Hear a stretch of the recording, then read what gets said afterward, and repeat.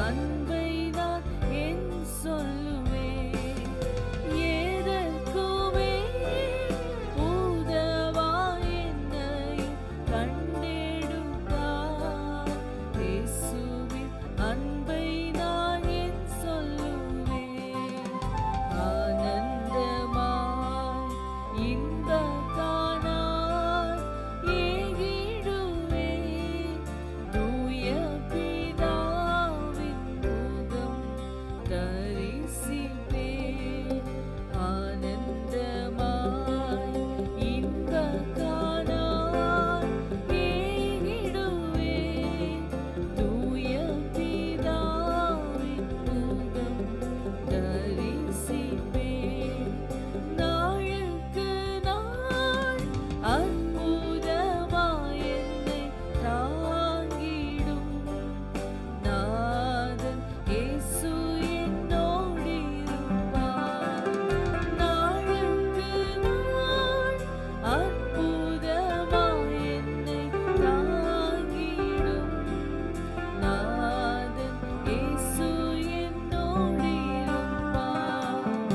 ஆனந்தமாய் இன்பக் காணாய் ஏகிடுவேன்.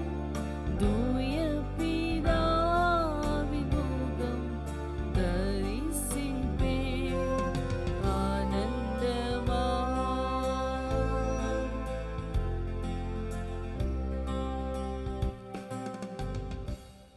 Praise the Lord. ஆண்டவரும் உலக இரட்சகருமாகிய இயேசு கிறிஸ்துவின் இனிதான நாமத்தினாலே இந்த ஜெப நாளின் 14வது நாள் ஜெபத்திலே இணைந்திருக்கிற தேவ பிள்ளைகள் எல்லாரையும் வரவேற்கிறேன்.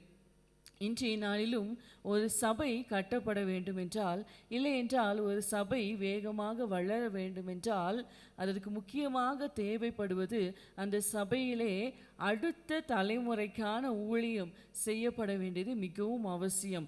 ஏனென்று சொன்னால், அடுத்த தலைமுறையான வாலிபர்களையும் சிறுவர்களையும் சரியாக கவனிக்காத, சரியாக அவர்களை வழி நடத்தாத சபைகளிலே எதிர்காலம் என்று ஒன்று இல்லை.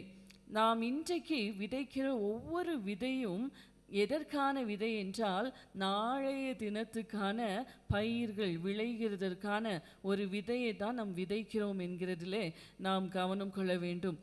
வாலிபர் ஊழியத்திற்கும் சிறுவர் ஊழியத்திற்கும் நாம் முதலீடு செய்கிறதிலே ஒரு நாள் தயங்கவே கூடாது.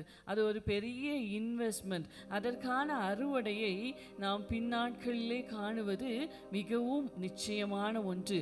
சங்கீதம் 127வது சங்கீதத்திலே அதனுடைய 5வது வசனத்திலே நாம் பார்க்கும்போது, பலவான்களின் புத்திரராகிய வாலிபர்களால் நிரப்பப்பட்ட அம்பரா தூணி மிகவும் விலையேற பெற்றது என்கிறதாக வேதம் நமக்கு சொல்லுகிறது.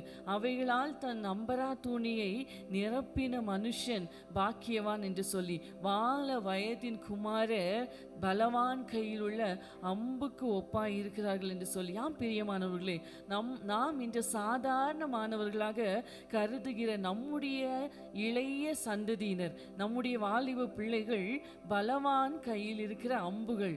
அவர்கள் சத்துருக்கு ஒரு கண்ணியாக இருக்கிறவர்கள். சத்துருக்களோடு ஒளிமுக வாசலிலே தைரியமாய் பேசுகிறவர்கள், அவர்களோடு சவால் விடுகிறவர்கள்.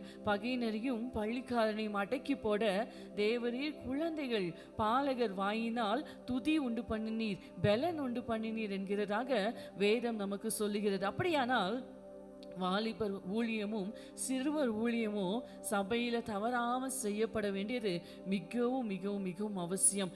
நாம் இன்று உருவாக்குகிற ஒவ்வொரு சிறு குழந்தையும் ஒவ்வொரு வாலிபனும் நாளைய தினத்திலே ஒரு பெரிய லீடர், ஒரு பெரிய தலைவர் என்கிறதை நாம் மறந்துவிடவே கூடாது.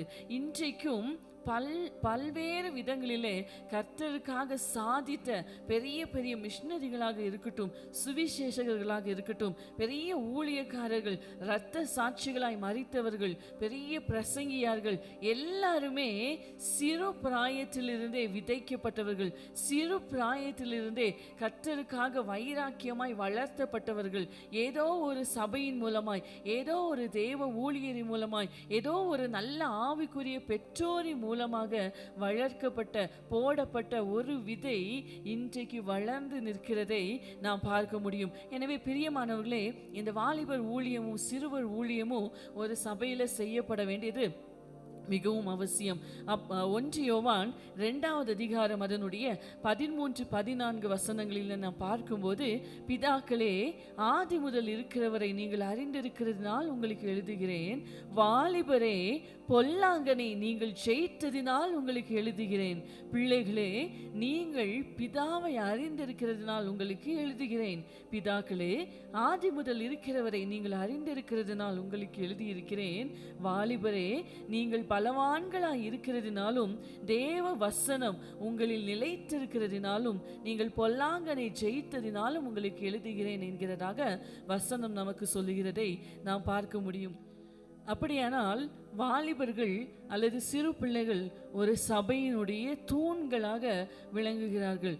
அவர்களுக்கு நாம் செய்கிற ஒவ்வொரு ஊழியமும் அது சத்துருக்கு எதிராக நம்ம அடிக்கிற ஒவ்வொரு அடியாக இருக்கிறது.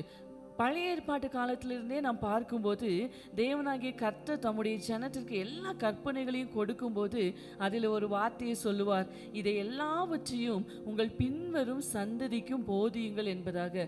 அப்படியானால் வாக்குத்தத்தமாக இருந்தாலும் சரி, கர்த்தருடைய கற்பனைகளாக இருந்தாலும் சரி, எல்லாமே நமக்கு மாத்திரமல்ல, நம்முடைய சந்ததிக்கும் நம்முடைய தலைமுறைக்கும் தலைமுறையாக கடத்தப்பட வேண்டியது மிகவும் அவசியம். சங்கீதத்திலே ஒரு வசனம் அருமையாக இருக்கிறது. 144வது சங்கீதம் அதனுடைய 12ஆம் வசனத்திலே நாம் பார்க்கும்போது, அப்பொழுது எங்கள் குமாரர் இளமையில் ஓங்கி வளருகிற விருட்ச கன்றுகளை போலவும் எங்கள் குமாரத்திகள் சித்திரம் தீர்ந்த அரமனை மூளை கற்களை போலவும் இருப்பார்கள் என்கிறதாக வேதம் நமக்கு சொல்லுகிறது. பிரியமானவர்களே, இதை தான் நாம் கவனிக்க வேண்டும். அப்படியானால் நம்முடைய குமாரர் யார் என்று வேதம் சொல்லுகிறது? அவர்கள் விருட்ச கன்றுகள். இன்றைக்கு அவர்கள் ஒரு கன்றுகளாக நம்முடைய பார்வைக்கு தெரியலாம். ஆனால் நாளைக்கு அவர்கள் ஒரு பெரிய மரமாக வளர்ந்து நிற்பார்கள். அநேகருக்கு ஆசீர்வாதமாய் கனி கொடுக்கிற விருட்சங்களாய் அவர்கள் வளர்ந்து நிற்கிறதை நாம் பார்க்கும்போது அதுவல்லவா ஒரு குடும்பத்திற்கும் ஒரு ஆவிக்குரிய சபைக்குமான சந்தோஷம். பிரியமானவர்களே, இன்றைய நாளில் நாம் இதற்காக அதிகமாய் ஜெபிக்க வேண்டியதும் அதிகமாய் பிரயாசப்பட வேண்டியதும் மிகவும் அவசியம். பிள்ளையானவனை நடத்த வேண்டிய வழியிலே நடத்து, அவன் முதிர் வயதிலும் அதை விடாது இருப்பான். வாலிப பிள்ளைகளுக்கும் சிறுவர்களுக்கும் சத்தியத்தை விதைக்க வேண்டும். வேத வசனம் அவர்களுக்குள்ளாக விதைக்கப்பட்டு இருக்கும்போது அது நிச்சயமாக கனி கொடுப்பது, பலன் கொடுப்பது மிகவும் மிகவும் மிகவும் நிச்சயம். ஆம் பிரியமானவர்கள், இன்றைக்கு நிறைய சபைகளில் எதிர்காலமற்ற ஒரு சூழ்நிலை இருக்கிறது நாம் பார்க்க முடியும். சிறுவர்களுக்கும் வாலிபர்களுக்கும் கரிசனை காட்டாதபடியினாலே, அவர்களுக்கு கொடுக்க வேண்டிய முக்கியத்துவத்தை கொடுக்காதபடியினாலே, அவர்களுக்கு செய்ய வேண்டிய ஊழியத்தை செய்யாதபடியினாலே இன்றைக்கு பல சபைகளினுடைய எதிர்காலங்கள் கேள்விக்குறியாக இருக்கிறது நாம் பார்க்க முடியும். அதற்காக நாம் அதிகமாய் பாரப்பட்டு ஜெபிக்க வேண்டியது அவசியம். ஒருவேளை நீங்கள் பார்த்து கொண்டிருக்கிற உங்கள் சபையிலே இதுவரைக்கும் நீங்கள் வாலிபர் ஊழியத்திற்கும் சிறுவர் ஊழியத்திற்கும் முக்கியத்துவம் கொடுக்காமல் இருப்பீர்களானால் இன்றைய தினமே அதுக்கான ஒரு முடிவு எடுங்கள். இன்னையிலிருந்தே அதுக்கான வேலைகளை ஆரம்பிங்கள். அதற்காக பிரயாசப்படுங்கள். உங்கள் பிரயாசத்துக்கு நிச்சயம் பலனை கர்த்தர் உங்களுக்கு வாய்க்க செய்வார். ஒரு நிமிடம் நம் கண்களை மூடி ஜெபிப்போமா? எங்களை நேசிக்கிற அன்பின் தகப்பனே, இந்த நேரத்திலும் ஆண்டவரே, எங்கள் எதிர்கால தலைமுறையை, எங்கள் சபையினுடைய எங்கள் குடும்பத்தினுடைய எதிர்கால தலைமுறையை ஆண்டவரே உங்கள் கரத்தில் ஒப்பு கொடுக்கிறோம். எங்கள் பிள்ளைகள் ஓங்கி வளருகிற விருட்ச கன்றுகளாக, உமக்கு பிரயோஜனமான பாத்திரங்களாக, எஜமானுக்கு உபயோகமான பாத்திரங்களாக எங்கள் பிள்ளைகளுடைய இளமையை குறித்து ஒருவரும் அசட்டை பண்ணாதபடிக்கு வார்த்தையிலும் நடக்கையிலும் அன்பிலும் ஆவியிலும் கற்பிலும் விசுவாசத்திலும் விசுவாசிகளுக்கு மாதிரியாய் நடக்கிறவர்களாக கர்த்தர் எங்கள் பிள்ளைகளை மாற்ற வேண்டுமாய் ஜெபிக்க ஜெபிக்கிறோம் ஆண்டவரே. நாங்கள் இன்றைக்கு அப்பா விதைக்கிற ஒவ்வொரு விதையும் நாளைக்கு ஆண்டவரே பெருசா பலன் தரணும். அதை எங்க கண்கள் பார்க்கணும்ப்பா. கர்த்தர் எங்களுக்கு உதவி செய்யுங்க ஆண்டவரே. இதற்காக ஜெபித்து கொண்டிருக்கிற ஒவ்வொரு பிள்ளைகளும் ஒருவேளை தங்கள் பிள்ளைகளுக்காக பாரப்படுகிற பெற்றோர் ஆண்டவரே இந்த ஜெபத்தில் இணைந்திருப்பார்கள். ஆனால் ஆண்டவரே அவங்க பிள்ளைகளை ஆண்டவரே இந்த உலகத்தில் அதிசயங்களாய் அற்புதங்களாய் அடையாளங்களாய் கர்த்தர் நிறுத்தும்படியாய் ஜெபிக்கிறோம். சாட்சிகளை கர்த்தர் கேட்க பண்ணுவீராக. இயேசுவின் நாமத்திலே கேட்கிறோம் ஜீவனுள்ள நல்ல பிதாவே. ஆமென், ஆமென். கர்த்தர் உங்களை ஆசீர்வதிப்பாராக. God bless you.